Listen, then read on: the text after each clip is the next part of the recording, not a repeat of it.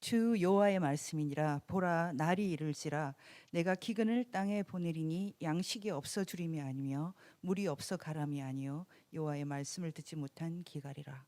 사람이 이 바다에서 저 바다까지 북쪽에서 동쪽까지 비틀거리며 여호와의 말씀을 구하려고 돌아다녀도 얻지 못하리니 그날에 아름다운 처녀와 젊은 남자가 다 갈아여 쓰러지리라. 주님 아버지, 이 시대에 많은 것이 풍족하지만 주님의 말씀이 갈아요.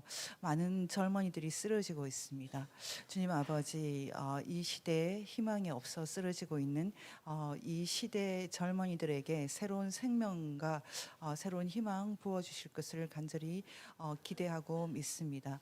아버지, 이 시간 제가 특별히 주님이 사랑하는 이 새노래 교회를 축복해 주시기를 기도드리고, 그리고 이 교회 안팎에서 지금 제 얘기를 듣는 사람들과 함께 이 시대에 주님께서 우리 주님 전쟁하는 부름받은 크리스찬들과 함께 주님께서 어떤 일들을 하고 있는지 저희가 조금 이해할 수 있게 되길 원합니다. 저에게도 지혜를 주시고 또 듣는 사람들에게도 주님 지혜의 문을 열어주시기 원합니다. 주신 이 모든 상황들에 대하여 감사를 드립니다. 우리 주 예수님 이름으로 기도드립니다. 아멘. 사실 제가 외부 강의는 잘 안 한다고 말씀드렸죠. 근데 제가 지금 두 번에 걸쳐서 이렇게 그 새노래 교회에 서게 됐는데 제 마음으로 하는 것이 아니고요. 그냥 안 오면 안 될 것 같은 그런 상황들이 생기는 거예요. 제가 사실은 왜 교회들에 가지 않냐면 기본적으로는 저 나름대로 이유가 있어요. 오늘은 제가 그 얘기부터 하려고 하는데 제가 하는 일이 이 사역자로서 제가 하는 일이 굉장히 좀 특수한 사역입니다.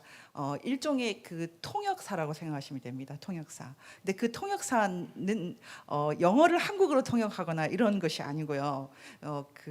하나님의 일들을 이 세상 사람들 가운데 세상의 언어로 통역하는 거예요. 그래서 제가 오늘도 오늘 제가 전한 말씀을 사실은 제가 요즘에 통로를 삼고 있는 VON 뉴스에서 하려고 했는데 저희 PD랑 잠깐 얘기를 하다가 이걸 꼭 해야 되는 강의인데 저희 VON 뉴스를 듣는 사람들은 기본적으로 크리스찬이 많지만 크리스찬이 아닌 분도 굉장히 많기 때문에 이걸 언어를 좀 번역을 해야 되는 건데 너무 이렇게 전달을 해버리면은 마치 외국어를 듣는 것처럼 그렇게 느낄 수가 있다. 그래서 제가 이 강의를 하지 않았거든요. 근데 지금 이 강의는 제가 20년 가까이 됐어요. 이 강의는 항상 대학에서도 마지막 시간에 했던 강의고, 그리고 제가 봤더니 거의 20년 전에 제가 이걸 작성을 했더라고요. 그리고 이 강의를 가지고 20년 전에 제가 영락교회에서도 한번 한 적이 있는 것 같아요. 그 20년 동안 아직도 북한이 무너지지 않은 것에 대해서 좀 슬픈 마음이 들긴 하는데, 근데 저희가 생각하는 이 무너짐이라는 것이 이 피지컬한 이 콜랩스가 아닌 어떤 다른 종류의 무너짐이 있을 수가 있어요. 그래서 제가 오늘 여러분에게 전달하는 것은 오늘은 통역이 아니고 원어를 전달하는 거거든요.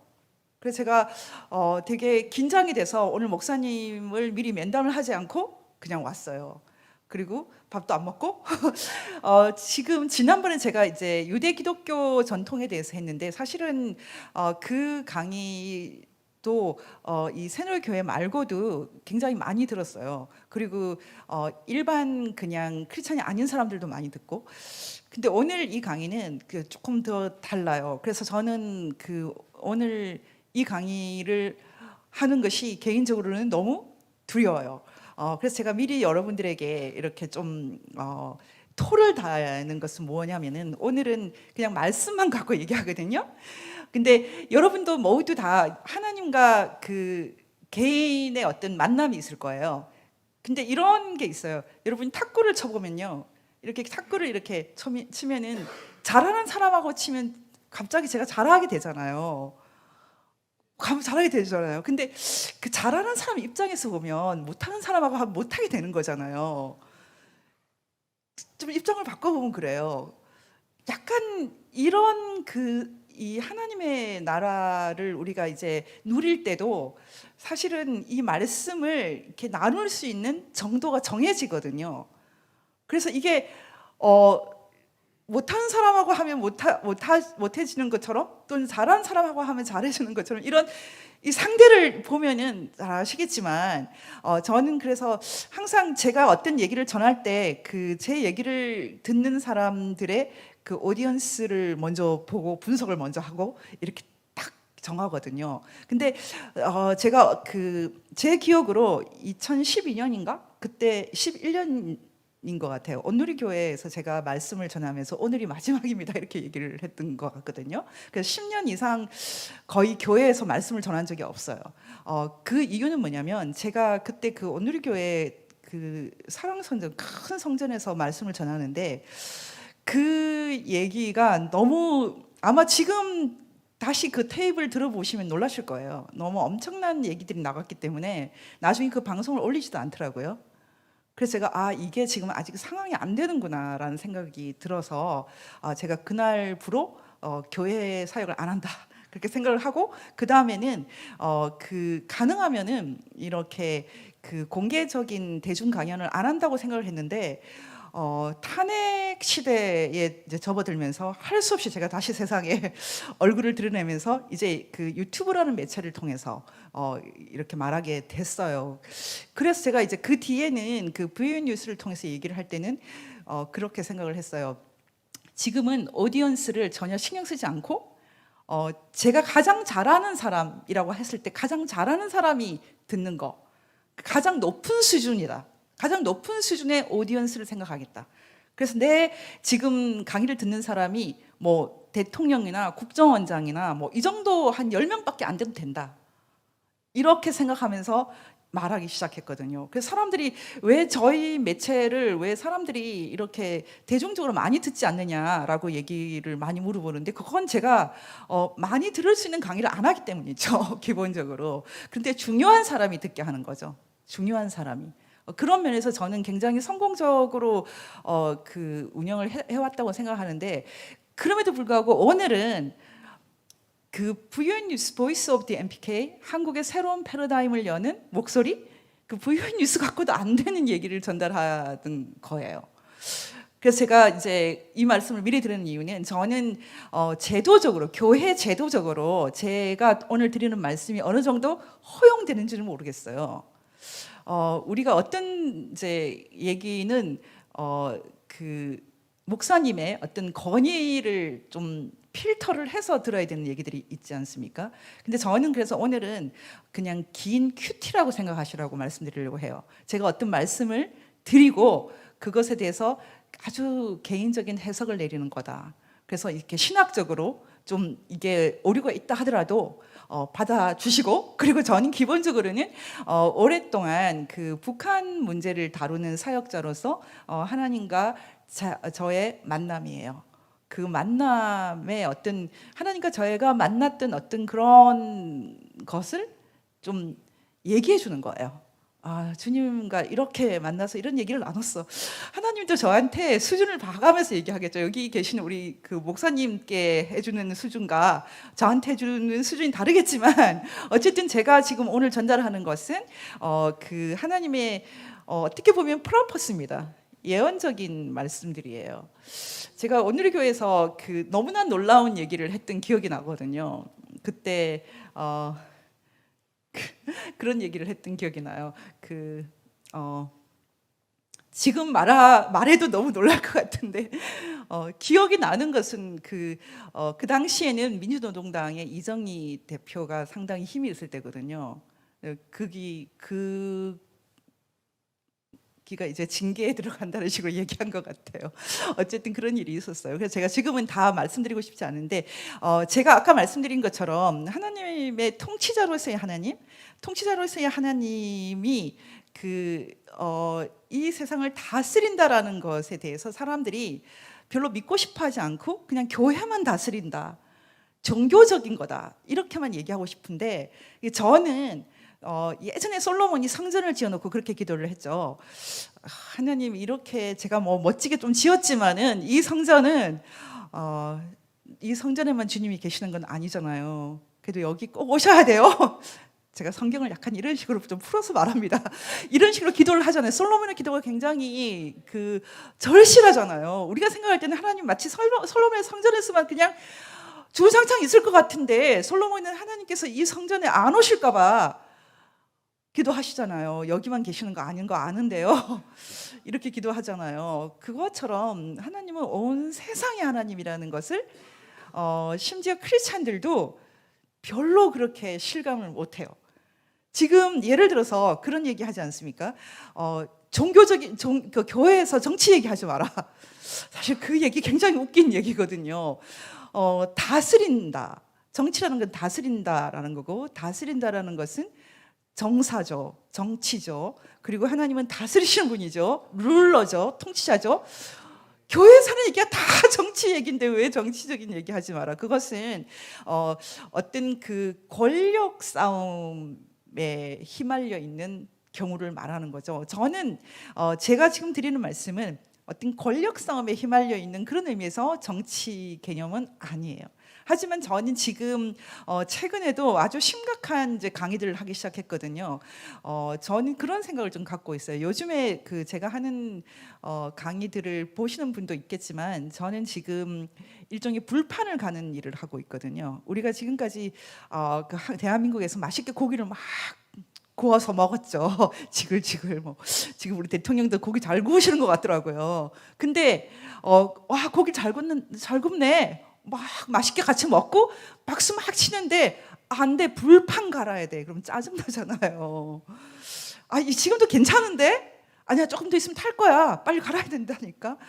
그러니까 말하자면 불판을 가는 그런 순간이 고기 구울 때 좀 오잖아요. 그럼 다시 조금 기다려야 되고, 우리가 우리 역사에서 지금 몇 개의 불판을 갈아야 되는 게 있어요. 말하자면 어떤 현상이 변경되는 것, 어떤 현상이 변경되는 어떤 그런 것들이 있을 때 사람들이 어리둥절하고, 이대로가 좋아, 제발 좀, 이런 거가 있잖아요. 근데 제가 지금 이제 하는 일은 사실 불판 갈라고 이렇게 간섭을 하는 일이기 때문에 제가 하는 얘기가 결코 좋은 얘기가 아니에요. 이 말씀을 꼭 알아들으셔야 돼요. 지금 저는 사실 아까 제가 통역사 같은 역할을 한다고 했는데, 지금 제가 하나님의 통치자로서의 하나님, 그분의 일을 지난 시간에 유대 기독교적 전통이라는 개념 속에서 조금 설명을 해드렸어요. 그리고 하나님은 전쟁하시는 하나님입니다. 전쟁하시는 하나님이라는 것은 사실 우리가 부름받아 나선 이 몸, 요즘에 잘 안 부르지만 그 찬송 부르면은 그 전쟁에 부르는 거지 않습니까? 저는 가끔씩 이렇게 저를 전쟁의 하나님이 부를까봐 되게 고개 막 쳐박고 있거든요, 타조처럼. 그런데도 하나님이 너 이렇게 부르면 일어나야 되지 않습니까? 제가 지금 이 자리에 와봤더니 여기는 다 그렇게 불러서 오신 분들이에요. 근데 지금 보십시오. 우리가 지금 성경에서 로마서 8장 37절이 가장 유명한 성경 중에 하나잖아요. 로마서 8장 37절을 한번 보시면, 잠깐만요. 그러나 이 모든 일에 우리를 사랑하시는 이로 말미암아 우리가 넉넉히 이기느니라, 이렇게 돼 있거든요. 이 로마서 8장 37절을 읽는 사람들은 지금 자신의 삶 속에서 하나님이 정말 나를 너무 사랑하셔가지고 이 어려움을 다 이기게 하실 거야 라고 아주 소박하고 일상적인 코드 속에서 로마서 8장 37절을 읽겠지만, 킹 제임스 버전으로 읽는 사람들은 좀 심각한 고절이라는 걸 알 수 있어요. no라고 안 하더라고요. 킹 제임스는 nay, N-A-Y, nay, in all these things we are more than conquerors through him that loved us, 이렇게 돼 있어요. 제가 이 킹 제임스 영어는 잘 안 쓰지 않습니까? 여기에 more than conquerors, 정복자 이상의 정복자라니까요. 하나님은 정복자인데 그냥 정복자가 아니라 그냥 정복자들 더 이상의 정복자, more than이에요. 그래서 정복을 하는데 하나님이 정복을 하시면 그 정복한 자리에 사랑이 막 이렇게 퍼지는 거죠. 원래 피투성이 피가 이렇게 완전히 뭐 난장판을 이뤄야 될 것 같은데, 정복하고 나면은 징기스칸이 지나가고 나면은 뭐 스탈린이 지나가고 나면 모택동이 지나고 나면 김일성이 지나고 나면 피로 다 덮일 것 같은데, 킬링필드, 폴포트가 지나가고 나면 킬링필드가 될 것 같은데, 예수님이 정복자로 오시고 나면 사랑이 이렇게 쭉 신기하잖아요. 그러니까 넉넉히 이기시는 거죠. 근데 어쨌든 전쟁은 하거든요. 근데 예전에 제가 저희 어머니한테 이렇게 앉아가지고 엄마 6.25 때 어땠어? 이 말 참 많이 했어요. 왜냐면 뭔가 하나 듣고 싶어요. 우리 집도 교과서에 나오는 것과 뭔가 관련이 있고 싶은데, 우리 집은 저 시골 그 섬이에요. 여기는 뭐 인민군도 왔다가 잠깐 뭐 노래만 몇 개 가르쳐주고 지나갔고요. 전쟁이 일어났는지도 모르는 그런 섬이죠. 저기 제가 그래서 우리 엄마가 전쟁 때 뭐 했는지 물어보면 기억이 안 나는데, 저 멀리 저 여수 쪽에서 좀 이렇게 연기가 나는 걸 봤어, 이런 얘기 하시는 거예요. 그리고 우리 집은 남해거든요. 남해에서 아무것도 없는 거예요. 그래서 제가 너무 이제 그게 서운해가지고 가끔씩은 엄마한테 막 화를 낼 정도였어요. 우리 집은 도대체 이 역사 바깥에 있다. 와, 너무 정말 깡촌이야. 나 어떻게 이렇게 깡촌에 태어난 거야. 제가 그렇게 막 화를 낼 정도였거든요. 그때 휴전선에 가깝게 사시는 분들, 제가 한동안 거의 10년 이상, 거의 20년 정도 6.25 때 납북된 분들, 납북자 가족들을 위해서 일했거든요. 그 6.25 때 납북되신 분들이 나중에 종전선언 때 가장 중요한 레버리지가 된다는 걸 알았기 때문에 25년 전부터 납북자 문제를 다뤘었어요. 그래서 한국전쟁 납북 사건 자료원도 만들고 6.25 전쟁 납북 인사 가족 협의회를 계속 도왔었어요. 지금도 마찬가지고 돕고 있고, 그분들을 만나보면 전쟁이 정말 우리 엄마의 전쟁하고는 완전히 다른 거예요. 아버지를 잃고, 그리고 뭐 장애를 얻기도 하고, 이 전쟁이 정말로 한 가정을 파괴하는 그런 진짜 전쟁인 거예요. 근데 제가 지금 생각하니까 우리 엄마 같은 그 후방에 있는 게 좋은 것 같아요. 지금 여기 계신 분들이 좀 약간 불쌍해지는데, 지금 하나님은 이 후방에 있는 많은 크리스찬들도 알고 계시고요. 그들과 함께 하시고, 그리고 한국의 대부분의 교회들은 그 후방을 이렇게 또 목양하시는 그런 교회이기 때문에, 저는 이 시대에 이렇게 새누리교회처럼 치열하게 안 살아도 교회들을 별로 그렇게 뭐 비판하고 그런 사람이 아니거든요. 근데 이렇게 부름을 받아서 나왔다라는 것은 또 어떤 면에서 영광이지 않습니까? 그래서 저는 지금은 제가 하는 일은 오늘 특히 이렇게 부름이 있고 이런 미션이 주어진 사람들, 이 미션이 주어진 사람들에게 보여주는 세계예요. 제가 불판을 간다 이런 말도 그런 사람들은 알아듣죠. 뭐 지금 맛있게 고기 먹고 있는 사람들은 몰라요. 이 말씀을 잘 이해를 하셔야 돼요. 지금 그러면은 이 전쟁의 부름을 받았다. 예전에는 후방과 전방이 딱 보였어요. 휴전선을 중심으로. 그렇죠? 북한에서는 이제 우리랑 용어가 좀 다르더라고요. 전년지대 뭐 이렇게 용어가 달라요.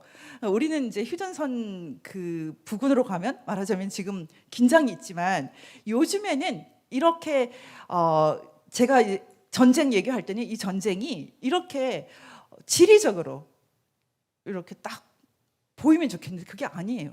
전선이 바로 집에서도 갈려 있고요. 심지어는 부부 사이에서도 갈려져 있고요.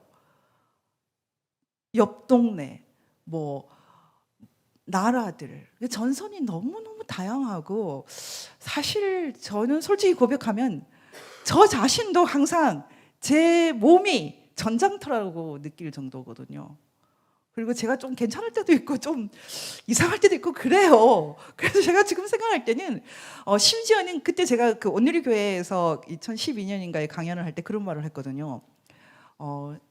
우리가 영적 전쟁이라는 말을 쓰는데, 영적 전쟁이라는 말은 사실은 굉장히 물리적인 전쟁이다. 그렇게 뭐 이렇게 아련하고 그런 거 아니다. 우리가 리모컨으로 TV 켜듯이 뭔가 어떤 종류의 보이지 않는 전파 같은 것들이 막 날아온다고 생각해야 된다. 그래서 당신이 뭔가 우울해지거나 아니면 짜증이 나거나 뭔가 정상적이지 않은 상태면 일단 자리를 피해버려라. 그 자리에서 떠나버려라. 나가버려라. 일어서버려라. 그만큼 치열하고 그만큼 물리적인 것이다. 이런 얘기를 그날 했어요. 알아듣는 사람 몇 명 있었겠어요? 어쨌든 근데 지금 10년 지나서 제가 이제 11년 지나서 오늘 이 자리에 서서 이 말씀을 전할 때는 차이가 난다면은 조금 바뀐 사람들이 더 많아졌다. 한국에서 영적 전쟁이라는 말의 그 뜻을 조금 더 이해하는 사람들이 많아졌다고 저는 생각하고 있습니다. 전선이 이제는 휴전선이냐 38선이냐 이런 것 아니고요. 내 내면에 있고 가족 속에 있고 직장 속에 있어요. 우리 모두 사랑해야 되고 내 자신도 사랑해야 되고 우리 가족도 사랑해야 되는데 이 사랑을 막 깨뜨리는 거죠. 그래서 우리가 이 사랑을 지키기 위한 것이 바로 이 전쟁의 본질이죠.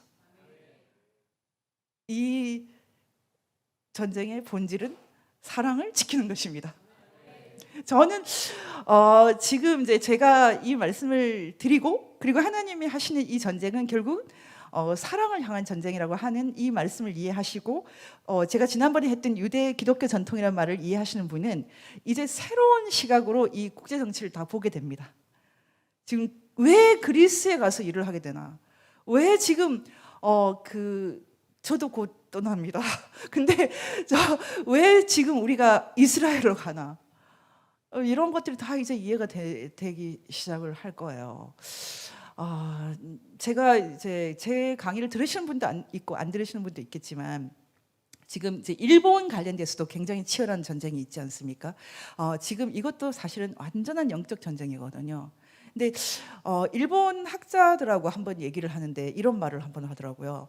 한국도 일본처럼 세큘라 소사이어티지 않습니까? 세큘라 컨트리지 않습니까? 이러는 거예요. 세속 국가라고요? 한국이 세큘러 컨트리라고요? 제가 그 말을 듣는 순간 이게 무슨 말이지? 딱 생각했는데 일본 사회학자였어요. 종교 사회학자였어요. 그리고 그 사람이 일본처럼이라고 말했지 않습니까? 그래서 일본이 세큘러 컨트리예요? 제가 깜짝 놀랐죠. 근데 그게 여러분 참 놀라운 얘기예요. 이 세상에서 지금 세큘러 컨트리, 세속 국가라는 것은 종교의 자유가 있는 나라를 뜻하는 거예요.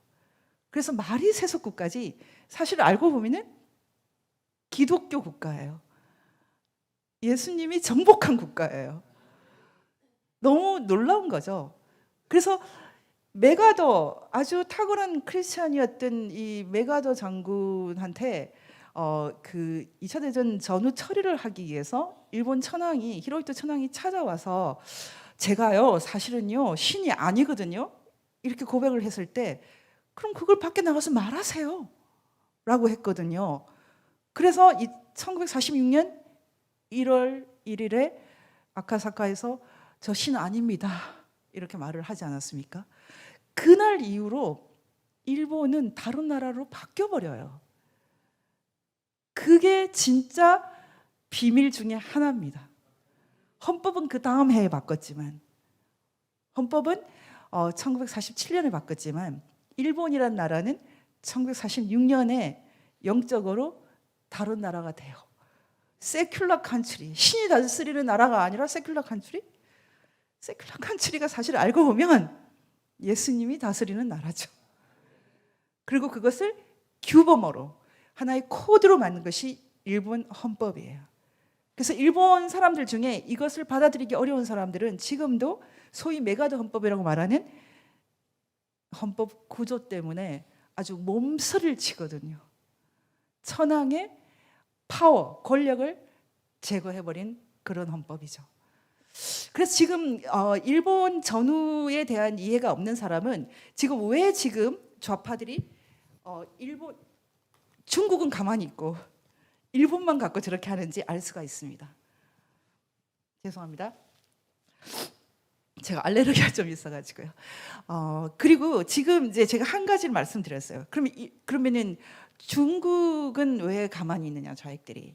중국은 경제적으로는 마치 세큘라로 바뀐 것 같지만 영적으로는 중국의 최고 강령의 중국의 헌법에 가까운 공산당 강령에 지금도 딱 이렇게 적어놨거든요. 이 나라는 마르크스 레닌의 나라다, 모택동의 나라다, 시진핑의 나라다. 다른 우상이 있는 거죠. 마찬가지예요. 북한도. 북한은 헌법 서문부터 여기는 김일성의 나라다 적어놨거든요. 이게 굉장히 중요한 거예요. 지금 일본을 세속 국가로 바꿀 때 그 메가더 장군이 그 위트죠, 위트. 그 위트가 저는 이제 앞으로 어떤 식으로 문제를 일으킬 수 있다 이런 생각도 가끔 하고 있어요. 죄송해요. 왜냐하면 천황 그 1장은 일본 헌법의 1장은 여전히 그 천황을 일본의 그 통합, 일본 통합의 구심점으로 딱 적어놨어요. 그러니까 영적인 리더로 적어놨어요. 그래서 일본의 기독교가 굉장히 지금도 그 들어가기 힘든 나라죠. 십자가가 거의 없죠. 근데 이런 얘기들은 제가 아까 말씀드렸는데 이 얘기들은 그 일상적인 보통의 평범한 크리스찬들에게는 그렇게 중요한 주제가 아니지만 이 시대에 하나님이 국가 단위의 구원을 이루시는 그 사역을 하는 부름받은 분들, 선교사들 이런 분들에게는 이 얘기가 굉장히 중요합니다. 왜 우리가 기독교 국가로 바꾸려고 하지 않고 종교의 자유를 선포하느냐? 그것이 바로 하나님이 우리를 사랑하는 방법이죠. 시간을 주시죠. 제가 하는 일이 일종의 통역사와 같다고 했는데 이게 바로 통역이거든요. 근데 이 통역사 같은 일을 하는 저 같은 사람은 하나님의 언어와 이 세상의 언어도 많이 알아야 되지만 기본적으로 때를 알아야 되거든요. 이 말을 할 때, 이 말씀을 전할 때 아무 때나 한다고 되는 게 아니에요. 제가 그 10년 전에 제가 교회에 더 이상 서지 않겠다라고 얘기를 할 때는 아직 때가 안 됐다고 생각했기 때문이에요. 그때 제가 북한 그 평양 과기대에 있는 그 영생탑을 보여줬어요. 이 영생탑을 세워놓고 평양 과기대에서 선교라고 말하면 안 됩니다. 이 평양 과기대에 있는 김일성 주석은 영원히 우리와 함께 계신다 하는 이 영생탑의 별명이 김일성 임마누엘 탑입니다. 이 말 자체가 신성모독이에요. 블레스펌입니다. 하나님 신성모독을 싫어합니다. 그 학교를 세운 사람이 그런 말을 했대요. 옆에 작대기만 하나 그으면 십자가야. 더러운 십자가 그런 게 있습니까? 그렇게 치면은 몰몬도 다 줄만 하는 거. 작대기만 그으면 전부 다 십자가죠. 신성에 대한 이해, 신생에 대한 이해가 없으면 하나님이 이 세상을 어떻게 통치하는지 그 비밀을 이해하기 굉장히 어렵습니다. 제가 예전에 트럼프 대통령이 김정은의 동생 김여정을 만날 때 트럼프 대통령이 아니라 펜스 부통령을 절대로 만나지 않을 것이다라고 얘기를 했어요. 그런데 어거지로 자리를 옆으로 했기 때문에 피해버렸죠. 그분은 뭔가를 알고 있다는 뜻이죠. 근데 트럼프 대통령은 그 부분을 전혀 이해를 못하더라고요. 그건 아주 사적인 것 같지만 하나님이 거룩함에 대해서 아시는 분은 하나님이 무엇을 싫어하는지 알거든요. 그래서 오늘 제가 첫 번째 그 말씀을 여러분하고 나누고 싶은 것은 민수기 말씀이에요. 민수기 말씀. 이 시대를 여러분들이 인식하기 위해서 또 전략가로서 부름받은 분들로서 그리고 선교사로서 하나님과 함께 이 구원의 일을 하는 전선에 있는 프론트 라인에 있는 여러분들이 꼭 알아야 될 것 중에 하나가 저는 왜 이렇게 정치가 이렇게 가나, 왜 이렇게 되나, 참 복잡하다 이렇게 생각할 때 여러분들이 민수기를 참고하기를 바랍니다. 저는 북한 역사를 굉장히 면밀하게 보는 사람인데 북한이 그 김일성 사후에 북한이 새로운 북한이 되고 있었어요. 근데 속도가 굉장히 느리지만 제가 지금도 북한을 보는 것은 북한이 아까 말씀드렸던 얼마나 세큘러하게 바뀌는가만 보고 있거든요. 말하자면 북한이 김일성이 살아있을 때만 해도 유일사상 10대 원칙이 너무나 무서운 법이었어요. 말하자면 배지 수지된 배지를 깨뜨리면 수용소에 들어간다거나 이 정도로. 그런데 북한이 식량난을 겪으면서 이 그 유일사상 10대 원칙이 조금씩 느슨해질 때가 있었어요. 느슨해지고 좁혀지고 이렇게 재고하는 그런 게 있는데 제가 그걸 굉장히 면밀하게 보거든요. 저는 북한을 보는 게 이 세큘라리티라는 아니 디아크라시라고 하는 신정 또는 이 세큘라 이런 개념으로 보거든요. 그래서 지금 상태를 보고 김정은이 우상화를 어느 정도 하는지 그걸 얼마나 이렇게 느슨하게 하는지 북한의 이 우상화에 관련된 가장 중요한 제도가 정치범 수용소거든요. 관리소라고 부르죠. 이 관리소를 어떻게 운영하는지 교도소는 별로 관심 없고 요즘에는 교화소라고 하는 교도소도 거의 관리소와 비슷한 데가 있어요. 꽤 있어요.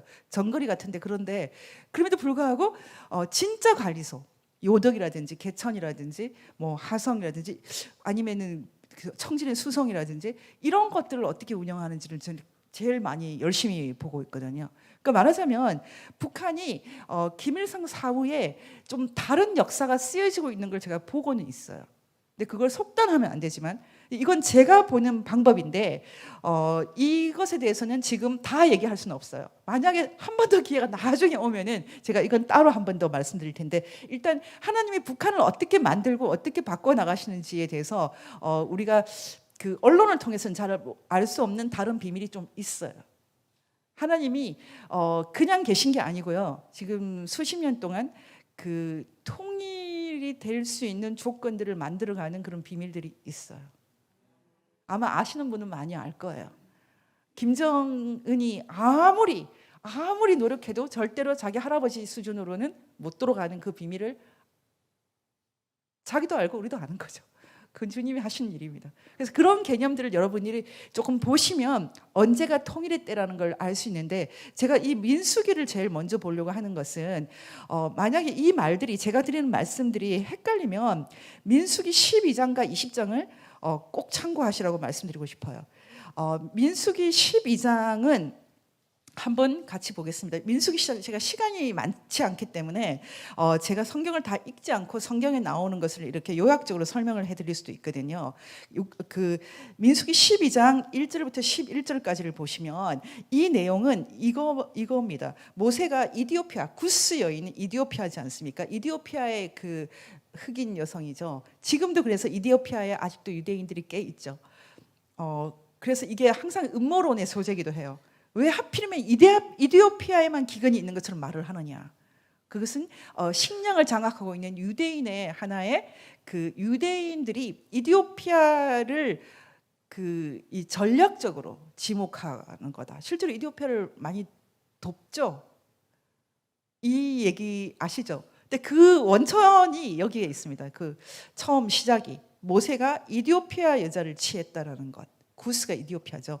모세가 이디오피아 여자를 구스 여자를 취하였더니 그 구스 여자를 취하였으므로 미리암과 아론이 모세를 비방하니라. 모세가 지금 그 이디오피아 여자를 만난다고 하나님께 지금 쉽게 말하면 꼬발리로 가는 거죠. 제가 이렇게 속을 잘 안 쓰는데 그런 말이 막 나오네요. 근데 지금 고자질하러 가는 거예요. 한번 보세요. 둘이 가기 전에 미리 공모를 좀 하겠죠. 그들이 이르되 여호와께서 모세와만 말씀하셨느냐 우리와도 말씀하지 아니하셨느냐 하며 여호와께서 이 말을 들으셨더라. 그러니까 둘이서 얘기하겠죠. 모세만 하나님 말씀 듣는 거 아니야. 우리도 하나님 말씀 듣잖아. 여러분도 다 듣잖아요. 그렇죠? 그런데 그래서 지금 이제 이렇게 간 거죠. 이 사람 모세는 하나님이 이렇게 말했죠. 이 사람 모세는 온유함이 지면의 모든 사람보다 더하더라. 여호와께서 갑자기 모세와 아론과 미리암에게 이르시되 너희 세 사람은 회막으로 나아오라 하시니 그 세 사람이 나아가매 여호와께서 구름 기둥 가운데로부터 강림하사 장막 문에 서시고 아론과 미리암을 부르시는지라. 여기서 굉장히 중요한 것은 하나님이 리더를 고르실 때 온유한 자. 근데 그 온유함이라는 것은 사실은 우리가 생각하는 온유함 아니에요. 욕 안 하는 사람, 주사파들이요 절대 욕 안 합니다.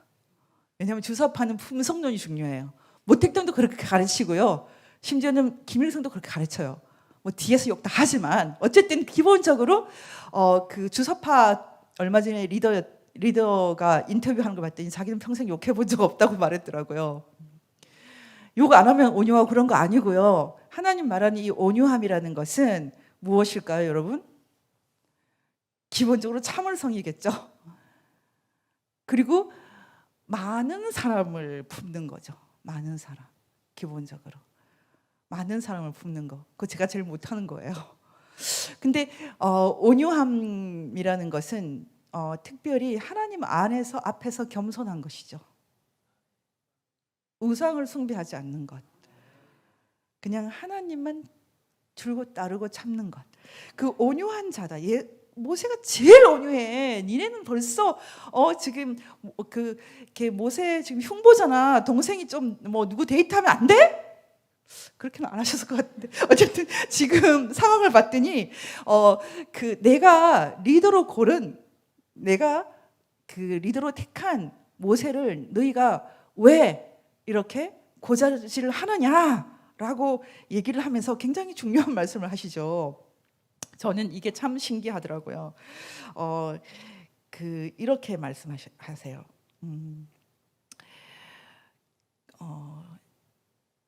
내 말을 들으라. 너희 중에 선지자가 있으면 나 여호와가 환상으로 나를 그에게 알리기도 하고 꿈으로 그와 말하기도 하거니와 내 종 모세와는 그렇지 아니하니 그는 내 온 집에 충성함이라.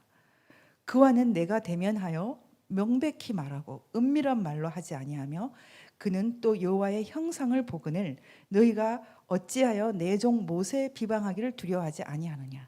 말하자면 모세하고는 그냥 다이다이로 쳐주시는 거예요. 닭구를 그냥 봐가면서 주는 거 아니고 어떻게 보면은 이게 친밀함이죠. 내 속을 다 틀어놓는다 모세한테는. 너네들처럼 어렴풋이 그렇게 말하지 않는다니까. 여러분들 중에 정말 하나님과 이 수준으로 대화하시는 분들이 있을까요? 잘 모르겠어요. 저는 꿈으로도 환상으로도 잘 안 보여주셔가지고요.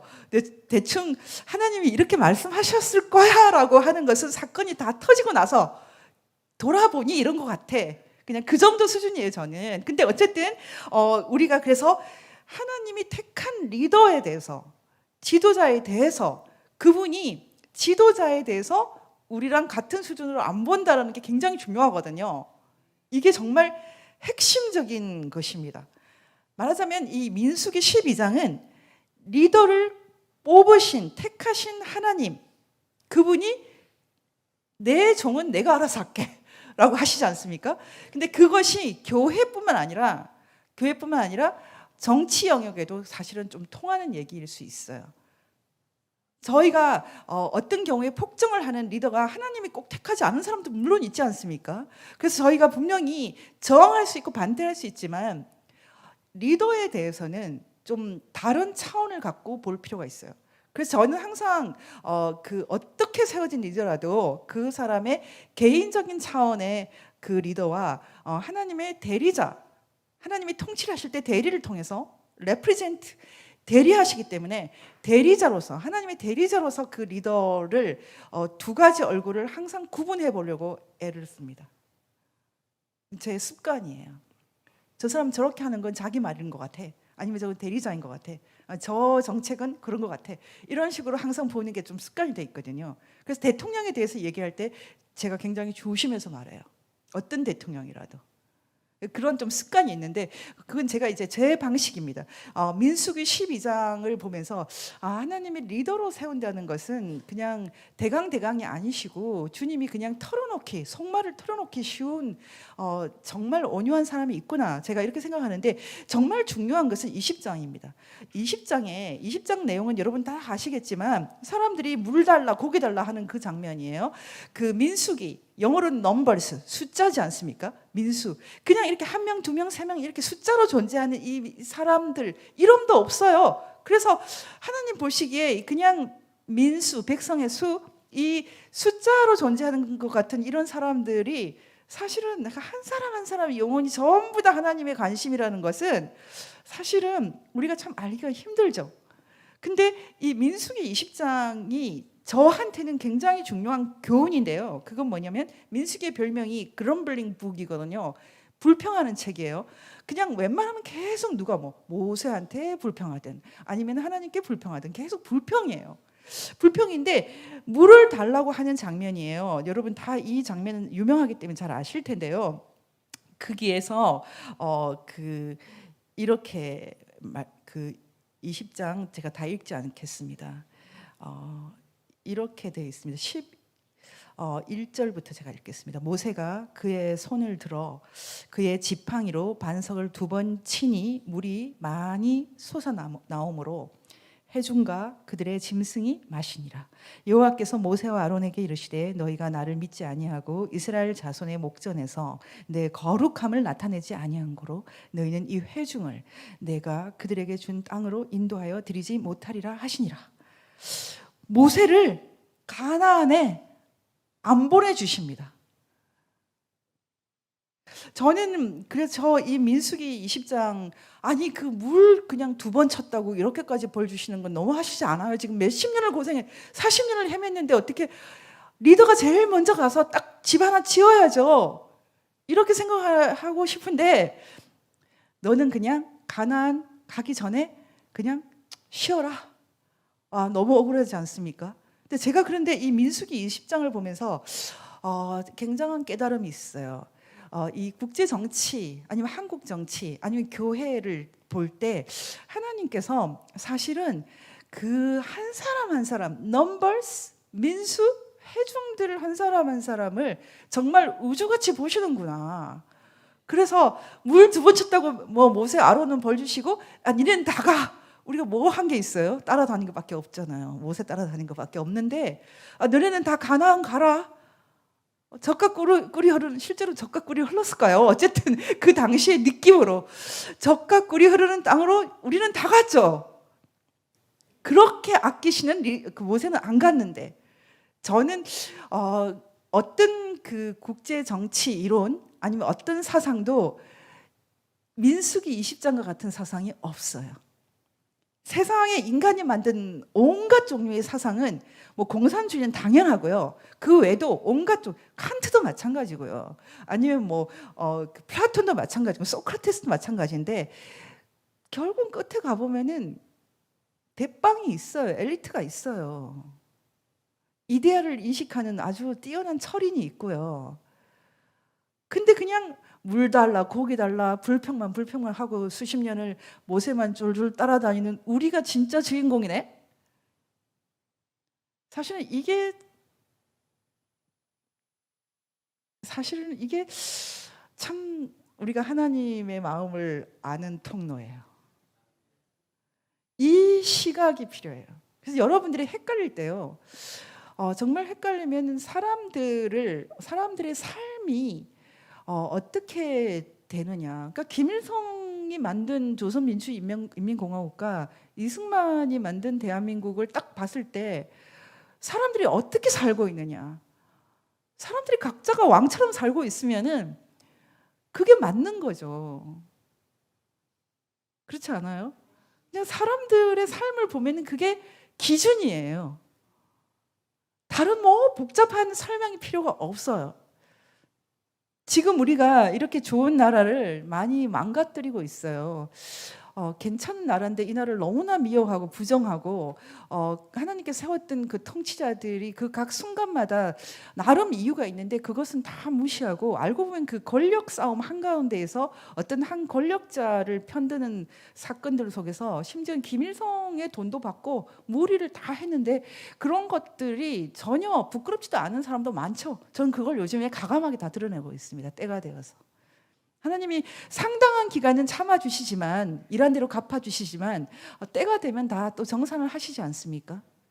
지금 저는 그래서 여러분들이 어떤 것이 헷갈리면 사람들의 삶을 보면 돼요. 삶을. 지금 저는 그 50년 이상 이 땅에 살았지만 우리가 물질적으로 가난한 시대도 겪었고 또 공부하느라고 고생했고 뭐 한때 제가 처음에 대학에 와서 봤더니 지하철 2호선을 주로 타고 다녔거든요. 사람들이 아침마다 거의 마라톤을 하듯이 막 뛰어다녀요. 한국 사람들이 왜 이렇게 뛰어다니지 생각이 돼요. 요즘 뛰는 사람은 없지 않습니까? 제가 있나요 요즘에도? 근데 제가 지금 이제 이런 상황을 보면서 사람들이 참 그래도 삶이 많이 좋아졌다. 근데 그때 뛰어다닐 때도 참 좋았어요. 뭔가 희망이 있었고 바빴고 부지런했고 뭐 주 52시간 이렇게 안정해도 그냥 일하는 거 참 즐거웠는데 저는 요즘에 많이 제도화되고 이렇게 인위적으로 바뀌면서 좋은 점도 있겠지만 어쨌든 다른 모든 걸 떠나서 사람들이 늘 그냥 휴대폰에 머리 이렇게 쳐박고 있고 왜 이렇게 안 행복하지? 이런 생각을 많이 하거든요. 어쩌면 지금 우리가 얻은 것도 많지만 또 많이 잃고 있는 것도 있을 거예요. 요즘에 북한이 국가 단위에서 만들기 때문에 세계 최고의 이조 지폐와 세계 최고의 마약을 갖고 있거든요. 국가 단위에서 만들어 버리니까요. 북한 이조 지폐는 북한만 찍을 수 있는, 그러니까 국가에 파는 그런 화폐 주조기를 갖고서 찍어버리니까 뭐 최고의 지폐가 나오겠고, 또 국가에서 전혀 간섭을 안 하고 최고 순도의 히로뽕을 만들면 그거 누가 이기겠어요? 그 북한 순도 높은 히로뽕이 한국에 많이 들어오고 있다고 하죠. 저는 이제 어떤 면에서 영적으로는 남한과 북한이 그런 면에서 참 어둠의 연대를 이루고 있다고 생각하는데 우리가 기도하면서 이거를 깨뜨려 나가야 됩니다. 북한에도 저런 영적인 어둠이 이제 걷어져야 되고 이제 그 비밀로 들어가기 위해서 하나님의 관심사를 알아야 됩니다. 저는 지금 이 시대에 이건 감히 뭐 제가 제 식으로 말하는 게 아니에요. 하나님이 지금 이 시대의 최고의 관심사 그건 북한 사람들이에요. 북한도 아니고 북한 핵도 아니고 북한 무기도 아니고 북한 뭐 핵을 주님께서 두려워하시겠어요? 북한 사람들의 영혼이죠. 그래서 저는 지금 이 새노래 교회 같이 이렇게 부르심이 있는 교회와 부르심이 없는 교회를 딱 구분하는 것은 북한에 대한 관심. 그러니까 북한 사람들의 삶을 관심을 갖는 사람들은 바로 그 이유 때문에 한국의 모든 현상을 해석하는 것이 달라져요. 지금 한국이 실제로는 좌파 우파로 나뉠 게 아니에요. 북한 사람들의 삶에 대한 관심으로 나눠야 돼요. 근데 어떻게 보면 가끔 좌파 중에서도요, 북한 사람들 정말 잘 도와주고 싶어 걱정돼. 일단은 그 김정은하고 손잡아서라도 북한 사람들한테 먹을 거 나눠줘야지. 이렇게 생각하는 분도 있잖아요. 그것도 그분 입장에서는 들어보면은 이해가 가죠. 그래서 저는 한때 좀 이게 헷갈릴 것 같아가지고 저는 인도적 지원과 인권 문제를 그냥 동시에 하자 이렇게 주장을 했었거든요. 실제로 지금도 그 비슷한 생각을 갖고 있습니다. 그래서 인도적 지원을 하면서 영혼을 팔아버리는 사람들, 정말 김일성 정권을 지지해버리는 사람들은 정말 악하지만 어쩔 수 없이 간수들한테라도 좀 이렇게 부탁을 해서라도 이 사식을 넣어야 되는 경우가 있지 않습니까? 그런 개념으로 어쩔 수 없이 그 북한 주민을 인도적 지원을 하겠다는 사람들은 저는 좋게 보고 있어요, 지금도. 근데 그 모든 것은 다 하나님께서 판단하시겠죠. 근데 제가 생각할 때 사람들의 그 중심을 봤을 때요, 중심을 봤을 때 안 되면 뭐 누가 먹든 북한 아이들 영유아 이런 건 좀 도와주자. 저는 그런 얘기들이 북한 체제 그 지원으로 사실 남용되기도 하죠. 하지만 그 마음은 참 뭐라고 할 수가 없잖아요. 저는 그런 사람이 가까거든요. 근데 다시 말하면 저는 기본적으로 하나님의 이 시대의 최고의 관심사는 북한의 보통 사람들의 끼니, 영혼이라고 생각을 해요. 근데 그 북한 사람들의 끼니와 영혼에 대해서 관심이 없으니까 한국에서 벌려놓은 비즈니스 때문에, 판 때문에 지금 도저히 하나님이 저 북한 사람들의 속에 교회를 짓고 싶은데 헤롯의 성전은 수십 년 걸린 헤롯의 성전을 3일 만에 뭐 새로 지었죠. 그 예수 그리스도의 성전을 각 사람에게 짓고 싶은데 지금 말을 안 듣잖아요. 그래서 저는 하나님이 이 시대에 우리에게 반드시 주고 싶은 메시지의 핵심으로 학개서를 꼭 같이 읽자고 말합니다. 학개서 1장. 학개서 1장에서 여러분 하나님께서 이렇게 말씀하세요. 여호와의 말씀이 선지자 학개에게 임하여 이르시되 이 성전이 황폐하였거늘 너희가 이때에 판벽한 집에 거주하는 것이 옳으냐. 이 판벽한, 영어로는 패널도 이렇게 돼 있거든요. 집에 좀 멋있는 이렇게 판자 같은 거 붙이는 거. 판자집 그러면 이상한 집이지만 여기서 말하는 판자는 인테리어죠. 야, 너희들만 멋지게 인테리어한 집에 살 거야. 사실 제가 인테리어에 관심 많아가지고 저는 항상 그 TV도 인테리어 TV를 많이 보거든요. 항상 이거 생각이 나요. 너희들만 좋은 집에 살 거니? 이렇게 물어보잖아요. 제가 근데 성경을 이렇게 해도 되는 건지 모르겠어요. 하여튼 저는 성경을 이렇게 쉽게 풀어서 그냥 이해합니다. 어쨌든 하나님이 이렇게 말씀하세요. 지금 새로 성전 지어달라고 말씀하시면서 야 니네들만 그렇게 좋은 집에 살 거냐? 이렇게 물어보시잖아요. 근데 학개서 2장에서 하나님이 근데 너무나 놀라운 말씀을 해주세요. 너네가 그렇게 성전을 지어주면 내가 어떻게 할지 너네 알아? 야, 나 그렇게 째째하지 않거든? 학개서 2장 1장 3절에서 5절까지 이제 성전 지어라라고 명령을 할 때 학개서 2장에서는 성전 짓기 위해서는 일단 스룹발벨 같은 정치가가 필요하고 그리고 여호수아 같은 종교적인 지도자가 필요하고 학개서 같은 선지자가 필요하다. 그러니까 혼자 다 하려고 하지 말고 이렇게 합력해서 한번 잘 해봐 이렇게 말씀하시잖아요. 제가 빨리 못 찾아서 여기를 읽겠습니다. 지금 사실 다 읽고 싶은데 계속 시계를 보게 되거든요.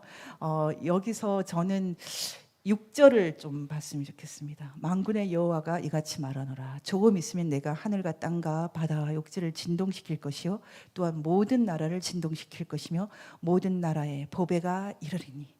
보배가 온다잖아요. 지금 하나님의 약속이죠. 너희들이 이렇게 해주면 보배가 온다니까. 은도 내 것이요 금도 내 것이라. 만군의 여호와의 말이니라. 이 성전의 나중 영광이 이전 영광보다 크리라. 만군의 여호와의 말이니라. 이 그 학개서를 각자 다 다르게 해석을 하겠지만 사실 솔로몬의 성전보다 예수님의 성전이 더 멋지잖아요. 그렇죠? 헤롯의 성전보다 그분이 스스로 못 박아 죽음으로써 우리 각자에게 주신 성령 하나님, 그분의 성령 하나님의 성전이 여러분 각 사람 속에 있는 성령 하나님의 성전이 정말 너무나 멋지죠. 그렇죠? 그러면은 제가 지금 분명히 15분 안에 끝내야 될 것 같아가지고요. 제가 이제 굉장히 이제 심각한 말씀을 몇 개를 드리겠습니다. 여러분이 북한에 대해서 묵상을 할 때 반드시 알아야 되는 그 성경은 지난번에도 말씀드렸지만 출애굽기 말씀입니다. 출애굽기 20장 3절에서 6절 말씀. 너는 나 외에는 다른 신들을 너에게 두지 말라. 너를 위하여 새긴 우상을 만들지 말고 또 위로 하늘에 있는 것이나 아래로 땅에 있는 것이나 땅 아래 물 속에 있는 것에 어떤 형상도 만들지 말며. 지금 그 트롯 가수 임영웅 같은 사람이 콘서트를 하면요 정말 구름같이 몰려든대요. 근데 지금 여러분 생각할 때 뭐 빌리 그레이엄 같은 그런 목사님이 지금 집회를 한다 그러면 한국 사람들이 몰려갈까요? 지금은 사람들이 별로 갈급하지 않고 일단 먹고 살만하고 좋은 집도 있고 골프도 칠 수 있고 하는 사람들이 너무 많기 때문에 크리스찬들도 지금 별로 안 갈 것 같아요. 제 생각으로. 지금 혹시 하나님이 부를까 봐 병사로 초대할까 봐 타조처럼 막 고개 숙이죠. 이 정도 딱 있는 거예요. 딱 이 정도. 드문드문. 코로나를 지나고 나도 여기 살아남으신 분들 정말 굉장하십니다. 어쨌든 저는 그렇게 생각해요. 지금 이 시대에 민중들의 니드라는 것은 물이고 고기고 집이고 이런 거죠. 지금 근데 여기서 말하는 것은 이제 그거 말고 하나님의 성전 짓는 일 우리 좀 피하고 싶어 하나요? 근데 그거 좀 해주면 엄청난 일이 있다고 합니다. 그런데 사람들이 이 하나님의 성전 짓는 일을 참여하지 못하는 이유는 기본적으로 우상들이 각자 따로 있기 때문이에요. 사람들이 너는 자식이 우상이야. 그럼 굉장히 기분 나빠하는데 실제로 자식이 우상인 사람 너무 많고요. 임영웅이 우상인 사람도 많고 말하자면 지금 각자 우상이 너무 많아가지고요. 지금 우리가 나 하나님이 최고야라고 하는데 알고 보면 다른 게 먼저죠. 애들도 뭐 입시가 먼저잖아요. 말하자면 다른 우상들이 너무 많고 지금 이 하나님을 지금 좀 첫 번째로 하겠다. 하나님께서 좀 쉬운 방법이 있어요. 주님이 나 이렇게 생겼어. 나 이렇게 황금으로 반짝반짝 빛이 나. 그러니까 여기 한번 절을 하면 돼라고 하면 사람들이 네 알겠습니다. 아침에 가서 한번 절하고 그다음에 자기 뭐 마음대로 하고 할 텐데 하나님 그렇게 안 하시거든요. 하나님이 우상을 안 만들어요. 자기를 굉장히 어렵게 만들어요. 신앙이. 근데 참 신기하죠. 자기 속에 다른 우상이 있는 사람은 하나님이 안 오세요. 이유가 뭘까? 하나님은 사랑이거든요. 생명이거든요. 하나님은 이렇게 뭐 돼지처럼 뭐 무슨 동상처럼 뭐 그렇게 존재하고 싶어 하지 않고 우리 속에 사랑으로 있고 싶어 하죠. 생명으로 있고 싶어 하죠. 자유로. 그러니까 우상을 숭배하지 못하게 하지 않을까요? 근데 각자의 우상을 다 붙들고 있기 때문에 결국은 무시무시한 국가 우상, 김일성 우상까지도 이 한반도가 허용했죠. 심지어 대한민국에요. 지금 전두환은 악마고 학살자고 김일성은 영웅이라고 생각하는 사람이 너무 많아요.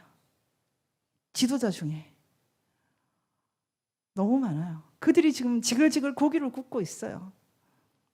그 불판을 제가 지금 갈고 있다니까요. 여러분 다 하셔야 돼요. 저 비유를 너무 잘 쓰지 않아요? 제가 오늘 이 비유 생각하느라고 엄청 고민했어요. 그리고 레위기 26장 27절에서 33절까지 말씀은 여러분들이 다 같이 좀 읽었으면 좋겠습니다. 너희가 이같이 될지라도 내게 청종하지 아니하고 내게 대항할진대 내가 진노로 너희에게 대항하되 너희의 죄로 말미암아 7배나 더 징벌하리니 너희가 아들의 살을 먹고 딸의 살을 먹을 것이며 내가 너희의 신당들을 헐며 너희의 분향단들을 부수고 너희의 시체들을 부서진 우상들 위에 던지고 내 마음이 너희를 싫어할 것이며 내가 너희의 성읍을 황폐하게 하고 너희의 성소들을 황량하게 할 것이요 너희의 향기로운 냄새를 내가 흠향하지 아니하고 그 땅을 황무하게 하리니 거기 거주하는 너희의 원수들이 그것으로 말미암아 놀랄 것이며 내가 너희를 여러 민족 중에 흩을 것이요 내가 칼을 빼어 너희를 따르게 하리니 너희의 땅이 황무하여 너희의 성읍이 황폐하리라. 지금 우상 숭배의 결과가 이것이고 이 땅에도 바로 이 징벌이 사실은 예비되어 있다는 것을 한국 사람들이 알 턱이 있나요? 그런데 적어도 탈북자라면 북에서 오신 분이라면 이게 북한 현대사라는 것을 아실 겁니다. 이게 너무나 엄청난 스캔들이기 때문에 정말 아비가 아들의 고기를 먹고 딸의 고기를 먹는 일조차도 일어났다는 거. 그게 너무나 엄청난 스캔들이기 때문에 쉬쉬할 뿐이지 실제로 북한 땅에서 적지 않게 이런 일들이 일어났다는 거. 이런 고백들, 이런 보고가 너무 많아요. 어떤 분이 그런 얘기를 하더라고요. 그 감옥에 갇혔는데 옆에 어떤 여자 할머니가 막 소리를 내서 울고 있더래요. 근데 그 할머니 가족이 다 잡혀왔는데 제가 이 얘기는 직접 들었어요. 그 할머니가 왜 우냐면 그 할머니 가족이 다 잡혀온 이유는 인육을 먹었기 때문에. 근데 젊은 처자를 잡아먹었어요. 근데 그 할머니가 왜 울었냐면은 괜히 아들도 먹여서 같이 잡혀온 것 때문에 자기 아들 걱정 때문에 울었대요. 이게 리얼리티 진짜라니까요. 북한 사람들은 제가 하는 말이 이게 거짓말 아니라는 거 아는 사람 굉장히 많아요. 이 레이기에서 말한 국가적 우상 숭배의 결과가 지금 먼 얘기가 아니라는 것. 우리 민족, 우리랑 같은 한국어를 쓰는 민족이 근년에 겪었던 일, 지금도 북한에 엄청난 기근이 다시 닥치고 있는데요. 사람이 배급 체제에서는 한 달까지 살 수 있을까요? 2달은 절대 못 살아요. 당연히 굶어 죽죠. 굶어 죽으면 이제 안 보이죠. 그냥 짐승 상태가 되죠. 어떤 살이든지 먹을 수도 있죠. 식인욕도 일어나는 겁니다. 이게 바로 재앙이죠. 하나님이 있는 곳에서 어떻게 이런 일이 벌어질까요? 지금 저는 북한 현대사에서 있었던 이런 사태들이 성경에서 나오는 얘기 그대로라는 것을 이제 우리가 인정해야 된다고 생각합니다. 제가 북한 인권운동에 투신하게 된 것이 1997년에 MBC PD수첩에서 바로 이것을 보도했기 때문에 식인육까지도 일어나고 있다. 그것에 너무 충격을 받아서 제가 다 포기하고 다 접고 딱 가방 2개만 들고 다니겠다. 북한 해방시킬 때까지 결정했거든요. 1997년에 그 기도를 해버렸더니 하나님이 그 기도를 취하시고 저를 빼주질 않아요. 요즘에는 이제 풀어달라고. 심지어 여기 올라올 때도 하나님 오늘 이 강의하고요. 제가 앞으로 2주 더 강의하면 저 빼주세요. 이렇게 기도하고 올라왔어요. 지금 수십 년 동안 빼주질 않는데 여러분 그래서 기도를 좀 조심해야 되는 건 있어요. 제가 그때 이 기도를 하고 제 친구 일본에 있는 그 대학 교수예요. 친구한테 그 팩스로 편지를 보냈어요. 내가 오늘 그 MBC에서 너무 엄청난 걸 들었다. 이제 북한에서 사람들이 수백만이 굶어 죽고 이런 일이 벌어진다고 한다. 그랬더니 그 친구가 답장을 이렇게 썼어요. 나는 지금 그 페루에 있는 후지모리 그 정권에서 인질극을 벌이고 있는 그 사태 때문에 뭐 인질 10몇 명이 죽게 됐나? 뭐 그런 얘기를 하더라고요. 그래서 제가 그 순간 내 친구는 참 공감 능력이 없어. 그렇게 생각을 했어요. 참 없어요. 지금도 좋은 친구예요. 근데 그 친구는 자기 나라 11명 얘기하는 거예요. 제가 300만 얘기하고 있는데 그 서운한 게 이루 말할 수가 없는데 한편으로는 우리 민족 문제를 우리가 해결해야 되나 보네. 와, 11명 저기 인질극 가지고 얘기하래. 후지모리 페루에 일본계 사람이 그 통치하는 것 때문에 일본인 내 친구는 북한에서 식인육 얘기하는데 그거 얘기하고 있더라고요. 그래서 제가 깜짝 놀라가지고 우리나라 문제는 우리 민족 문제는 우리가 그래 정말 우리 민족끼리가 그 생각을 했어요. 우리 민족은 우리 민족이 해방시켜야 되나 봅니다. 어쨌든 그래서 제가 이 말씀 드리는 것은 그 북한의 국가적인 우상숭배 지금 3대째 내려가고 4대째 얘기를 하고 있는데 그것에 지금 대한민국이 맞장구를 치고 있거든요. 주사파 정권이 등장해서 여러분 이건 재앙에 대한 예비입니다. 심각하게 생각해야 됩니다. 북한에 대해서 제가 그 영적인 가장 북한을 바라보는 가장 중요한 그 코드는 사실은 그 요한계시록 13장에 있다고 항상 말합니다. 그 알아들을 수 있는 사람은 제 얘기를 알아들을 수 있어요. 요한계시록 13장. 참 신기하게도 김정일은 성경을 읽지도 않았는데 여기에 나오는 그 2번째 용이 자기라는 인식을 갖고 있었던 것 같아요. 그래서 김정일이 한때는 김정일도 일종의 국회의원, 최고인민회의 대의원을 할 때 선거구가 항상 666이었어요. 코드가. 자기를 666으로 인식을 했어요.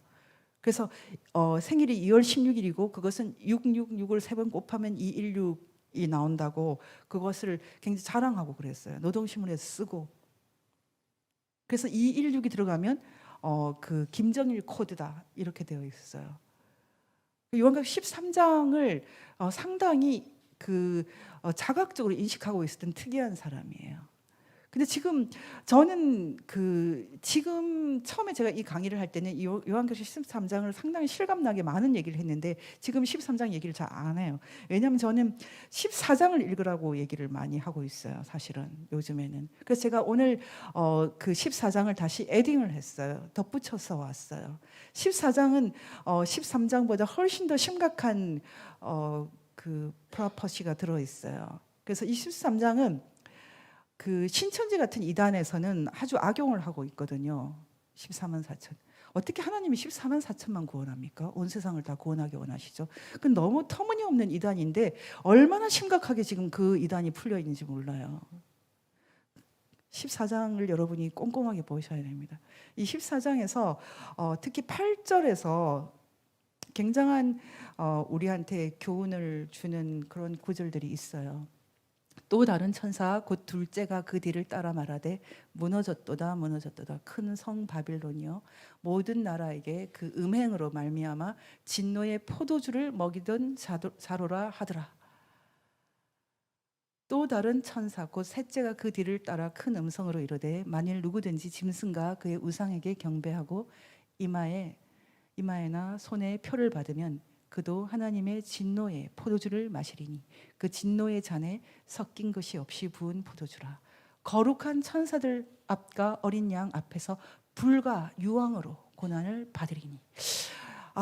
이것에 대해서 제가 현실적인 어떤 적용은 안 할게요. 여러분 영어로 충분히 알 수 있습니다. 영어 단어에 fornication이라는 단어가 있어요. fornication. 이 fornication을 찾아보면 첫 번째 뜻은 우상숭배, 간음, 두 번째는 우상숭배 이렇게 돼 있어요. 영적 간음이 우상숭배예요. 육적 간음, 영적 간음이 한 단어로 통합되어 있는 것이 fornication이에요. 그러니까 지금 이 시대에 서구 사회를 강타한 그 엄청난 말은 그 동성애 인권이라고 얘기하지만 사실은 엄청난 음란이 지금 전 세계를 향해서 혀를 내밀고 있죠. 지금은 공산주의와 이 음행하는 사람들이 한 덩어리가 돼버렸어요. 누가 적인지도 구분도 잘 안 될 정도예요. 제가 요즘에 그 번역을 같이 하고 있는 Christ Finds Rabbi라는 그 책에 보면은 그 아주 경건한 유대인 랍비가 너무나 예수님을 사랑해서 그 너무나 절절한 예수님에 대한 사랑 고백 같은 책이에요. 그 중에 이런 말을 해요. 우리 중에 상당히 그 탁월한 많은 랍비들이 이미 예수님이 구원자라는 거 다 아시잖아요. 그런 얘기를 하면서 지금 왜 이 시대에 그때 유대인 학살의 징후가 있을 때거든요. 왜 유대인들이 왜 이렇게 됐느냐? 그것은 메시아 신앙을 잃었기 때문이다. 그래서 해당에서 장사하고 장사를 위해서 해당을 가고 그 속에서 너무나 큰 위기를 본다. 그렇게 돼 있어요. 저는 그 책이 100년 동안 숨어 있었던 게 굉장히 신기하더라고요. 그 책을 지금 꺼내서 제가 지금 저희가 지금 출판을 준비하고 있거든요. 굉장히 놀랍죠. 그 책을 쓴 조지 베네딕트 랍비가 1919년에 우연히 뉴욕에서 그 필라델피아에서 어떤 문방구에 펜을 사러 갔다 만난 분이 이승만 대통령과 서재필 박사님이죠. 그때 한국에서 일어났던 3.1절 얘기를 하면서 두 분이 특히 이승만 박사가 울고 있더라. 그 책에 그게 그대로 나옵니다. 그래서 그분이 이분들과 같이 공감하면서 이 First Korea Congress 첫 번째 한국 의회를 만드는데 돕게 되죠. 그걸 저희가 계속 191 필라델피아 연극으로 만들어서 작년부터 이제 만 1년 됐어요. 10,000명 이상이 이미 봤어요. 건국의 비밀이 담겨 있어요. 저는 하나님이 왜 이 시대에 바로 이 비밀을 드러내고 있는지 알 수 있죠. 통일이 가까워진 거죠. 하나님의 성전이 회복되고 있는 거죠. 그래서 지금 1919년에 이승만 대통령과 서재필 박사가 만들었던 이 필라델피아 First Korea Congress에서 대한민국 헌법의 사실상 기초가 이루어져요. 그리고 유엔에서 공식적으로 인정한 합법적인 유일한 정부 한국이 탄생을 했죠. 사실 그걸 막기 위해서 일으킨 것이 4.3이고 그걸 모르는 사람이 아무도 없어요 지금. 그런데 불구하고 4.3에서 이승만은 악마가 돼 있고 남로당 도발은 싹 사라졌어요. 그게 지금 우리 한국 현실입니다. 대한민국 비밀 1948년 8월 15일에 나라를 세웠다라고 얘기하면 막 잡아먹으려고 그래요. 그러면서 자기는 몇 대 대통령 그때부터 세요. 완전히 무슨 덩어리예요 지금 이 좌익 정권들이. 이게 전부 다 벌받을 준비해야 됩니다. 이 나라는 하나님께서 공산주의 방법, 피해 방법이 아니라 사랑의 방법으로 만든 사랑의 나라입니다. 그래서 우리가 1948년 헌법을 통해서 모두가 보통선거를 하게 됐죠. 그 선거를 우습게 생각하는 자들이 지금 좌익이죠. 당연히 부정선거 할 수밖에 없죠. 선거를 우습게 생각하는 나라 중국 공산당, 북한 공산당, 한국 주사파 좌익. 한덩어리 안 되겠습니까? 이제 다 드러날 겁니다. 이미 저희는 다 해석을 했어요. 책도 다 썼고. 그렇게 이렇게 400페이지 넘는 책을 왜 한마디도 저한테 말 안 하겠어요? 제가 다 주범도 다 말했는데. 참 겁이 없죠 제가. 겁이 없는 이유는 나의 주님께서 함께 하시기 때문이겠죠. 근데 여러분 지금 이 자리에서 제가 여기까지 얘기하는 이유가 무엇이라고 생각합니까? 하나님께서 성전을 회복하고 계신 거죠. 지금 하나님께서 은도 금도 다 내 것이니 걱정하지 말라고 하시고요. 그리고 지금 이제 여기 아테네로 많이 가시잖아요. 아테네 하면은 정말 중요한 게 올리브 나무예요. 그래서 제가 이제 특별히 돈 걱정하시는 분들을 위해서 하나님이 참 성경에서 우리한테 구체적으로 돈 걱정하지 말라고 말씀 많이 하시기 때문에 시편 52편 8절을 좀 같이 읽겠습니다. 얼마나 우리가 돈 걱정을 많이 하면 하나님이 성경에서 골짝골짝 써놓으셨어요. 돈 걱정하지 말라고. 참 베드로도 걱정 많이 한 것 같더라고요. 시편 52편 7절에서 8절까지. 이 사람은 하나님을 자기 힘으로 삼지 아니하고 오직 자기 재물의 풍부함을 의지하며 자기의 악으로 스스로 든든하게 하던 자라 하리로다. 그러나 나는 하나님의 집에 있는 푸른 올리브 나무 같으며 푸른 감람나무 같으며 하나님의 인자하심을 영원히 의지하리로다. 여기 사람이라고 하지 않고 나라라고 하면요, 이 나라는 하나님을 자기 힘으로 삼지 아니하고 오직 자기 재물의 풍부함을 의지하여 자기의 악으로 스스로 든든하게 하던 자라 하리로다. 지금 한국이 북한에 비해서 돈 좀 벌었다고 다 자기가 번 걸로 생각하시면 안 됩니다. 축복이 있는 거죠. 그러나 나는 하나님의 집에 있는 푸른 올리브 나무 같으며 하나님의 인자하심을 영원히 의지하리로다. 우리가 하나님의 집에 있는 푸른 올리브 나무처럼 되면 하나님께서 다 뿌리를 통해서 공급하시죠. 그래서 풍성하게 열매 맺게 하시죠. 여러분은 정말 북한 개발에 돈이 들까 봐 내 집에 있는 재산 갖고 갈까 봐 두려우신가요? 하나님이 그거 쓰시겠어요? 그 코 묻은 돈을 쓰시겠냐고요. 걱정 안 하셔도 되거든요. 지금 전 통일부용 얘기하는 사람들이 제일 웃기더라고요. 하나님이 자기 그거 얼마나 된다고? 야, 저 빈살만 정도 되면 모르겠다. 그거 아니잖아요. 걱정 안 하셔도 됩니다. 자기 돈 안 씁니다. 그리고 저는 20분이나 됐기 때문에 이제 마무리를 하면서 여러분들에게 하나님께서 그 성전 회복에 대한 명령을 주시면서 우리에게 정말 엄청난 지금 선물을 같이 보따리 학개서에서 말씀하신 것 이상으로 준비하시는 것을 신약 구약에서 모두 볼 수 있습니다. 그래서 오늘 저희가 마지막으로 제가 다 못하지만 좀 아쉽긴 하지만 마지막으로 그 이사야는 다 같이 읽겠습니다. 이사야서 58장 6절에서 12절 말씀, 여러분들이 지금 너무 이제 시간이 없어서 10절부터 12절까지만 읽겠습니다. 여기 10절부터 같이 읽겠습니다.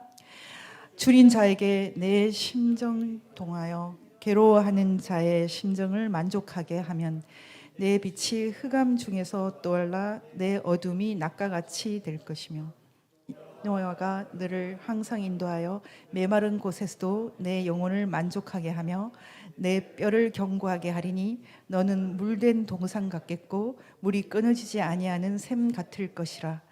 너에게서 날 자들이 오래 항폐된 곳들을 다시 세울 것이며 너는 역대 파괴된 기초를 쌓으리니 너를 일컬어 무너진 데를 보수하는 자라 할 것이며 길을 수축하여 거할 곳이 되게 하는 자라 하리라.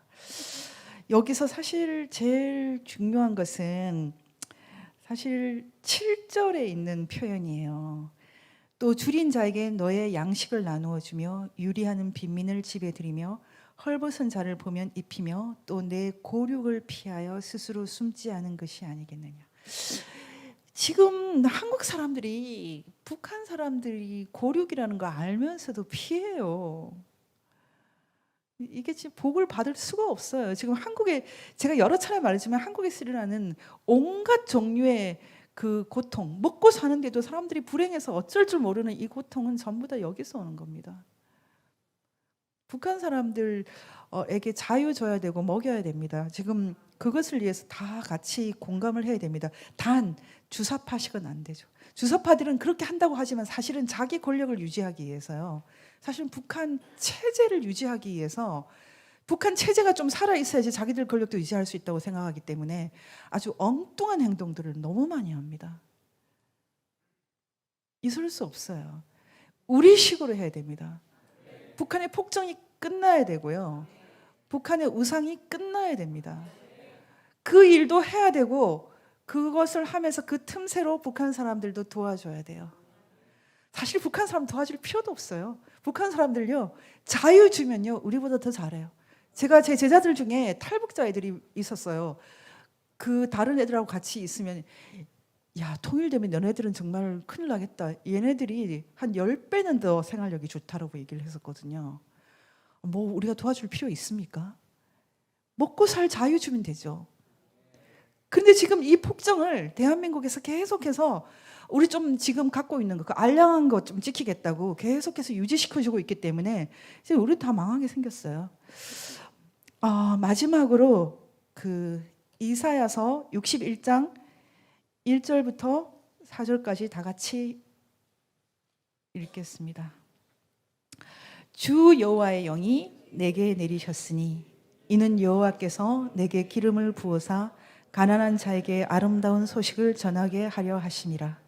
나를 보내사 마음이 상한 자를 고치며 포로된 자에게 자유를, 갇힌 자에게 노임을 선포하며 여호와의 은혜의 해와 우리 하나님의 보복의 날을 선포하여 모든 슬픈 자를 위로하되 무릇 시온에서 슬퍼하는 자에게 화관을 주어 그 죄를 대신하여 기쁨의 기름으로, 그 슬픔을 대신하여 찬송의 옷으로, 그 근심을 대신하시고 그들이 의의 나무 곧 여호와께서 심으신 그 영광을 나타낼 자라 일컬음을 받게 하려 하심이라. 그들은 오래 항폐되었던 곳을 다시 쌓을 것이며 옛부터 무너진 곳을 다시 일으킬 것이며 황폐한 성읍 곧 대대로 무너져 있던 것들을 중수할 것이며. 오늘 제 마지막 얘기는 다음 세대가 바로 이런 사람들이 되도록 우리가 힘을 모아야 한다는 것입니다. 아이들도 많이 낳아야 되고요. 리스토러, 다시 회복시키는 자, 리빌더, 다시 세우는 자, 리페어러, 다시 고치는 자, R-E, 이제 우리가 다시 중수하는 자. 그래서 우리가 이 다음 세대가 바로 의의 나무가 되도록 기도해야 됩니다. 저는 오늘 그 한동대학에서 2005년부터 거의 똑같이 이 강의를 했어요. 저는 그 열매가 굉장히 크다고 생각합니다. 내 강의를 들었던 500명이 넘는 그 제자들이 지금 리페어러가 되고 있다고 생각하고 있어요. 실제로 그걸 보고 있어요, 제가. 지금 이제 여러분들이 각자의 영역에서 다음 세대를 이런 리빌더, 리스토어, 리페어러로 여러분들이 만들어 주셔야 돼요. 이게 바로 이 시대의 우리의 사명입니다. 그래서 오늘 기도는 제가 이제 다음 세대를 위해서 여러분과 함께 이사야서 61장 붙들고 같이 기도하겠습니다. 하나님, 우리가 지금 주님의 가장 관심이 이 시대에 가장 관심이 북한에 있음을 다시 한번 나누었습니다. 하나님, 오늘 이 시간은 아까 목사님도 이제 70이 가깝다고 하셨는데 젊은 사람들 10대, 20대, 30대, 40대, 50대 좀 리빌더로 새로 세우는 사람들로 다시 리프레시, 다시 프레시하게 새신될 수 있도록 하나님, 이 시대에 우리 각자 무너져 있는 것을 중수할 수 있는 우리가 새로운 리빌더가 될 수 있도록 자기 자신부터 세우게 하시고 다음 세대도 세우게 하시기 원합니다. 하나님, 이 시간 우리가 같이 다음 세대를 위해서 기도합니다. 하나님, 자라나는 아이들을 주님 새로 그 영혼을 주님 소생시켜 주시길 원합니다. 둘을 하나가 되게 하시는 분 주 여호와가 아시나이다. 주님, 에스겔의 골짜기에서 주님 에스겔의 그 험한 골짜기에서 우리가 아무것도 할 수 없다고 고백할 때에 주님께서 우리가 이렇게 말하도록 하셨죠. 주님, 우리는 모릅니다. 못합니다. 주 여호와께서 하십니다.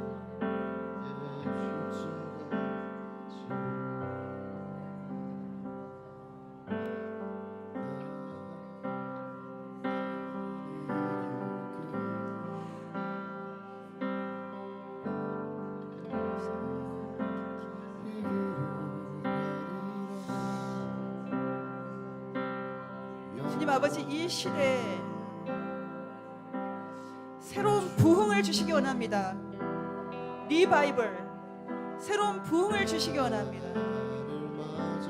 아버지, 새로운 부흥은 회개와 함께 옵니다. 회개, 리펜턴스, 회개.